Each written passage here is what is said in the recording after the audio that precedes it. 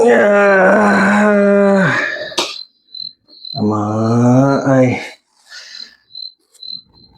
Pas tidur, bangun. Pas bangun, tidur. Pas tu, baca novel. Ai, beginilah nasib badan. Siapalah suruh kena reman. Buku pun tak membantu. Semua pun cerita sedih-sedih. We complete our chapter. Years learning hard way. Now we fulfill our master to serve society with our heart. Never let it still interfere. Nobody should stuck in gang and drugs. Done, live our life with cheer. Family, precious time. Ku ditangkap, tanganku digari. Aku dibawa ke dalam mahkamah. Walau apa pun, my brother semua. Penat duduk reman, tapi itulah. Dalam penat, ada manfaat bagi orang lain. Baik, brother-brother semua. Salam sejahtera. Assalamualaikum. Sas. Hari ni kita nak borak-borak, nak bahas-bahas tentang perihal reman lagi. Dan hari ni aku nak ambil tajuk tentang orang yang pertama kali sampai reman dan orang yang dah berkali-kali menjalani reman. Memang beza lah. Beza acer dengan tak acer. Jadi sepanjang perkongsian hari ni tentang reman, korang duduk je elok-elok. Ni mat barrel tu letak dulu. Nanti sambung. Barrel tu letak dulu. Betulkan lighter tadi yang dah tercabut batu api tu lah. Relax. Jadi sering kali menjadi pertanyaan bagi kawan-kawan di luar sana. Kau macam mana hari kau kena tangkap? Teruk dalam penjara. Ada yang bawa cerita teruk, ada yang bawa cerita gitu, ada yang bawa cerita gini. Baik, itu persepsi dan pengalaman masing-masing, betul. Cuma aku nak selitkan versi aku, bukannya nak backup mana-mana pihak, bukannya nak cerita kononnya baik saja, tak. Aku nak cerita slightly apa yang aku rasa patut masyarakat tahu. Orang nak percaya tak nak percaya tu lantak kau lah. Okey, dalam perihal orang yang mula-mula sampai reman, kita kategorikan dulu sebagai orang kes kecil, kes besar. Ada yang kes kecil yang mana boleh jamin, boleh bayar denda, ni masih boleh lagi lah. Ada memiliki dadah ke jenayah ke yang kecil-kecil kan, dia ada kategori ni pun tetap kena reman juga. Cuma beza lah. Beza kita boleh tengok people come and go. Yang mana kes dadah tak sempat sampai reman penjara pun, duduk dekat lokap 4 hari, keluarga dah jamin sementara nak tunggu kimia semua dah sampai, segala dokumentasi siap, disebut balik kes, bayar denda balik. Ada juga yang kes yang berat, yang tak ada dikeluarkan jamin, memang kau kena merengkok lah sampai kes tu selesai. Sama ada kau reman 2 tahun, 3 tahun, 5 tahun, 8 tahun, ada tak kena reman. Jadi mudah-mudahan dengan version aku ni yang zam-zam ala kasam ni, masyarakat boleh faham dan korang juga dapatlah pengetahuan secoek pasal reman ni. Okay, brother, kita mulakan. Okey, daripada sudut mental dan emosi dulu, untuk yang pertama kali kena tangkap. Pertama kali kena tangkap ni. Ini yang kita cerita sampai dekat reman penjara lah, yang duduk dekat lokap 4 hari keluarga jamin tu, mental lebih kurang je lah. Cuma ini yang kita cerita dah sampai penjara. Mula-mula sampai rekod office, muka dah berubah, jantung dah berdebar-debar. Mula-mula kena duduk polling dengan kasar. Orang yang kat dalam cakap, ni baris semua tunggu kat lokap, Tak ada welcome, tak ada ucapan selamat datang untuk kau. Semua pun cepat-cepat pergi duduk lokap sana. Duduk dekat lokap penantian sebelum kau dibekalkan dengan sepasang pakaian reman. Masa mula-mula sampai ni tak ada lagi Mat. Baju t-shirt putih ke, selipar kopen ke, belum. Jadi kejutan budaya dan mental pun dah mula nak down. Lagi-lagi pula badan tengah gian heroin, gian ketum, gian metafetamin. Dia beza-beza. Beza-beza, semua tak sama. Ada pattern-pattern dia masing-masing lah. Tapi bagi yang pertama kali sampai, kejutan budaya dia teruk. Memang 2-3 hari tak bercakap dengan orang. Duduk sugul je. Pagi kena paksa bangun. Ni kita cerita sampai kat record office dulu Dah sesampainya di record office, terperanjat dan terpaksa ikut. Baru tidur 4 hari lokap, mama-mama yang blur-blur lagi otak. Sampai dekat record office, kena sergah kat sana. Tak ada kata-kata aluan selamat datang. Duduk, jangan bising-bising, tukar baju. Yang budak yang dikhaskan bekerja untuk membantu dekat record office akan panggil, kau duduk, pergilah duduk, timbang berat badan. Kat sini lah mental down. Timbang berat badan, ukur tinggi, ambil keterangan. Yang mana ambil keterangan tu pegawai lah. Pegawai maknanya corporal ke apa ke, cikgu tu dia akan tanya person by person. Kau ada sakit allergic apa-apa tak? Kau ada parut kat mana-mana tak? Kalau ada, dia kena rekod. Kalau parut kau kena toreh ke, kena geletik ke, semua parut-parut ni akan ditandakan. Kau ada tatu ke, kepala kucing ke, rimau ke, burung belatuk ke, semua pun dia rekodkan. Ada pasang guli-guli ke dekat sana tu, ayam ke, semua pun direkod. Ada penyakit kronik, ada penyakit berat, akan diasingkan lah dengan keterangan kau. Kalau kau boleh membuktikan dengan ada surat ke apa ke, kau ada asma, kau ada apa.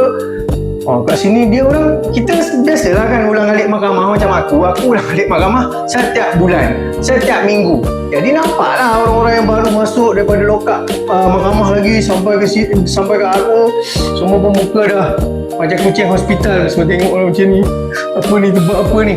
Tapi diorang pun terpaksa menjalani juga masa tu sampai ke blok.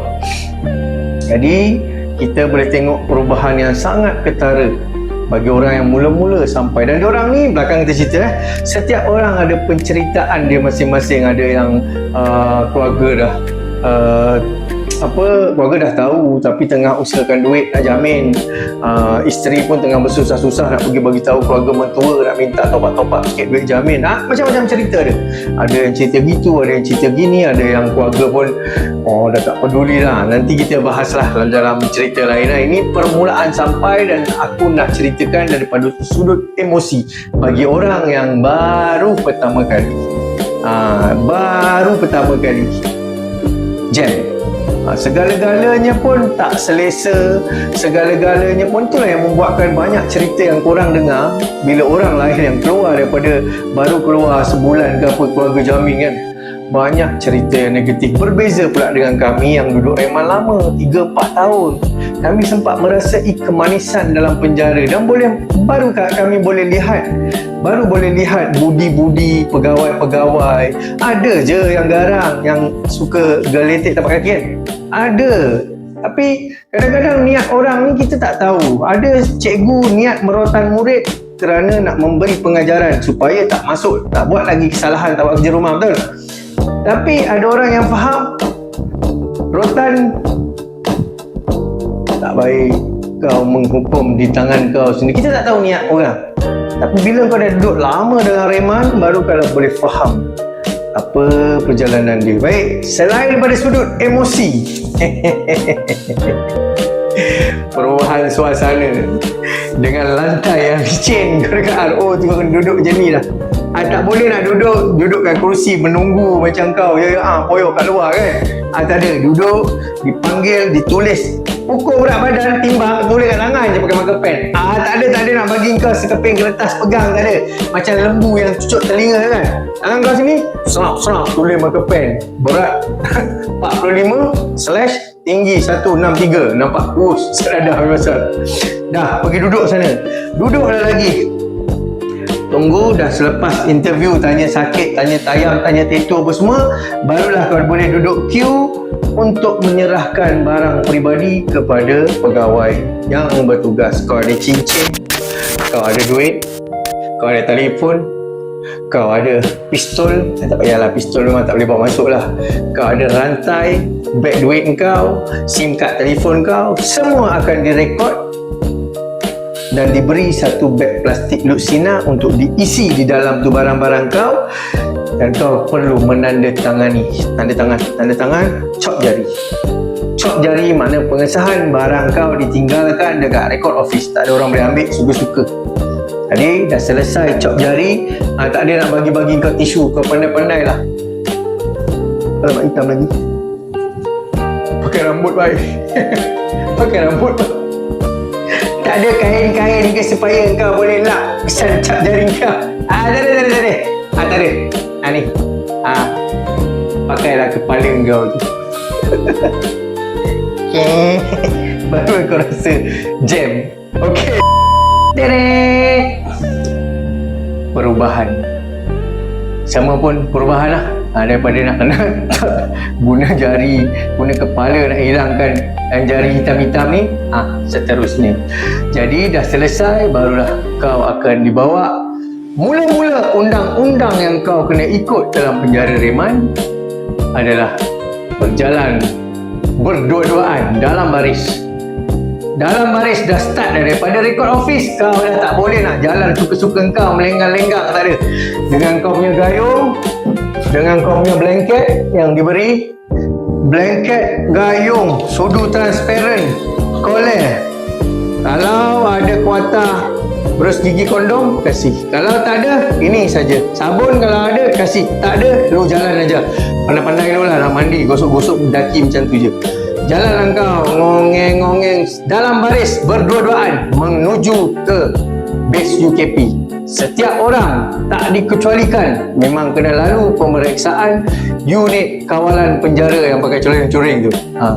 Jadi dah lah kau mental tengah down, serabut lagi kepala otak dengan keluarga tak ada jamin lagi. Keluarga tak sempat jamin. Terpaksa pula jalan berdua-duaan dalam baris.